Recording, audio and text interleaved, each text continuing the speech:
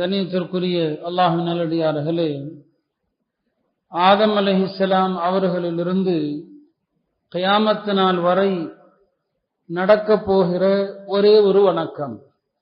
இந்த ஒரு வணக்கம் மட்டும்தான் ஆதம் அலைஹிஸ்ஸலாமிலிருந்து கடைசி மனிதன் வரை நடக்கும். மற்ற எந்த வணக்கத்தையும் அப்படி சொல்ல முடியாது. நோன்பு எல்லா மார்க்கங்களிலும் இருந்தது என்று சொல்ல முடியாது. எல்லா மக்களிடத்திலும் ஜகாத் இருந்தது என்று சொல்ல முடியாது. ஆதம் அலைஹிஸ்ஸலாமுடைய காலத்திலிருந்து கியாமத் வரை நடக்க போகிற ஒரே ஒரு வணக்கம் இருக்கிறது. அந்த வணக்கம் தான் நிக்காஹ் என்று சொல்லுகிற, திருமணம் என்று சொல்லுகிற ஒரு வணக்கம். ஒரு அற்புதமான ஒரு வணக்கம் அது, ஒரு அற்புதமான ஒரு வாழ்க்கை அது, இல்லற வாழ்க்கை என்பது. இன்றைக்கு அந்த இல்லற வாழ்க்கை முஸ்லிம்களிடத்திலே எப்படியெல்லாம் கசந்து கொண்டிருக்கிறது, அதிலே நாம் செய்யக்கூடிய தவறுகளால் அரசாங்கம் அதிலே எப்படியெல்லாம் தலையிடுகிறது என்கின்ற ஒரு சில கருத்துக்களை உங்களுக்கு முன்னால் வைக்க விரும்புகிறேன். ஆதி மனிதரிலிருந்து தொடங்கிய வணக்கம் இந்த நிக்காஹ் என்கிற வணக்கம். எல்லா நபிமார்களும் திருமணம் செய்திருக்கிறார்கள். அல்லாஹ் திருமறையிலே சொல்வது போல, உங்களுக்கு முன்னால் பல இறை தூதர்களை அனுப்பினோம், அவர்களுக்கும் துணைவியரும் இருந்தார்கள், சந்ததிகளும் இருந்தார்கள். எல்லா நபிமார்களுடைய சுன்னத்தாக இருக்கிறது நிக்காஹ். அல்லாஹ் திருமறையிலே இந்த திருமணத்தை அவனுடைய ஒரு அத்தாட்சி என்பதாக சொல்வான். ஒமின் ஆயாத்திஹி, நாம் ஓதிய வசனத்திலும் அல்லாஹ் சொல்கிறான், ஒமின் ஆயாத்தி, அல்லாஹுடைய அத்தாட்சியாகும், உங்களிலிருந்தே உங்களுடைய ஜோடிகளை படைத்தான். அந்த மனைவியர் மூலமாக நீங்கள் நிம்மதி பெறுவதற்காக உங்களிலிருந்து உங்களுடைய துணைவியரை அந்த ரப்பு படைத்தான். இது அல்லாஹுடைய அத்தாட்சி. திரு குர்ஆனிலே அல்லாஹ் இந்த கணவன் மனைவி உறவை ஒரு ஆடை என்பதாக சொல்வான்.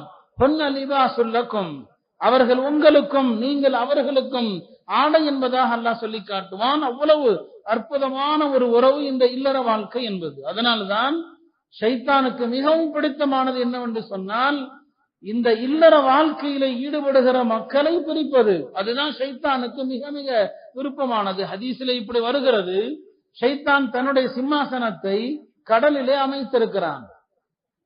கடல்ல இருக்கிறது ஷைத்தானுடைய இப்லீசுடைய சிம்மாசனம்.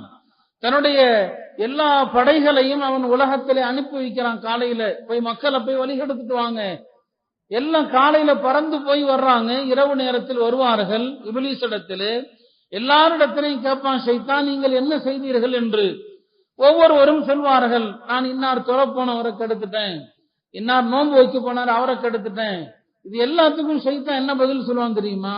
நீங்கெல்லாம் ஒண்ணுமே செய்யலன்றுவான். தொலைப்போற ஒரு ஆடை கெடுத்தேன்னு சொல்லும் போது என்ன சொல்லுவான்? நீங்க ஒண்ணுமே செய்யல. நீ ஒரு ஆள் நோன்பு வைக்கலாம் நினைச்சாரு, நான் காலையில அவரை எழுப்பி உடல தூங்க வச்சுட்டேன். ஷைத்தான் சொல்லுவான், நீ ஒண்ணுமே செய்யலன்னு சொல்லி. இப்படி எல்லாத்தையும் சொல்லி கடைசியா ஒரு ஆள் வருவான். அவன் சொல்லுவான், 2 பேர் கணவன் மனைவி சந்தோஷமா இருந்தாங்க, அந்த 2 பேரையும் நான் பிரிச்சு விட்டுட்டேன்னு சொல்லுவான். ஷைத்தான் அவனை கட்டி அணைச்சிட்டு சொல்லுவான், அந்த அந்த நீ மட்டும்தான் ஏன் ஆளுன்னு சொல்லுவான், நீ மட்டும்தான் உருப்படியான வேலை செஞ்சிருக்கிற. அப்ப ஷைத்தானுக்கு ஒரு தொழுகையாளியை தடுப்பதுல பெரிய இன்பம் கிடையாது, ஒரு நோம்பாளியை நோன்பு வைக்காம தடுக்கிறதுல பெரிய ஆர்வம் கிடையாது. ஷைத்தானுடைய இன்பமும் அவனுடைய சந்தோஷமும் ஒரு காரியத்துல இருக்குதுன்னு சொன்னா, ஒரு கணவன் மனைவியை பிரிக்கிறதுல தான் இருக்குது. அப்ப எந்த அளவுக்கு இந்த உறவு புனிதமானதாக இருந்தால் இப்லீஸ் இந்த உறவை பிரிக்க விரும்புகிறான் என்பதை நாம் எண்ணி பார்க்க வேண்டும். இன்றைக்கு நம்முடைய ஊர்லயும் சரி, எல்லா இடத்துலயும் சரி, தலாக் அதிகமா போச்சு. இன்னைக்கு அரபுகளுடைய பயான்கள், அவங்களுடைய தலங்கள்ல போய் பார்த்தா கூட அவங்களும் இதே கருத்தை தான் புலம்புறாங்க. இன்னைக்கு தலாக்குடைய விகிதாச்சாரம் அதிகமா போச்சு. ஒருத்தர் சொல்றாரு 5 திருமணங்கள்ல 2 தலாக்குல முடியுதுன்னு சொல்லி, ஒவ்வொருத்தரும் ஆளாளுக்கு ஒரு கணக்க சொல்லி தலாக்கு அதிகமாகி விட்டது என்று எல்லா அறிஞர் பெருமக்களும் புலம்புகிற அளவிற்கு இன்றைக்கு நம்முடைய குடும்பங்கள்ல நிம்மதி இல்லாத ஒரு சூழ்நிலை ஏற்பட்டிருப்பதை பார்க்கிறோம். அருமையானவர்களே, இந்த இல்லற வாழ்க்கை என்பது இனிமையானது. திருமணம் நம்முடைய மார்க்க ரொம்ப ரொம்ப ஆர்வம் ஊட்டுகிற ஒரு வணக்கம். திருமணம் செய்யாதவர்கள் உங்களில் கெட்டவர்கள் என்று பெருமானார் சொல்லுவாங்க. திருமணம் செய்யாதவர்கள் கெட்டவர்கள். அதனாலதான்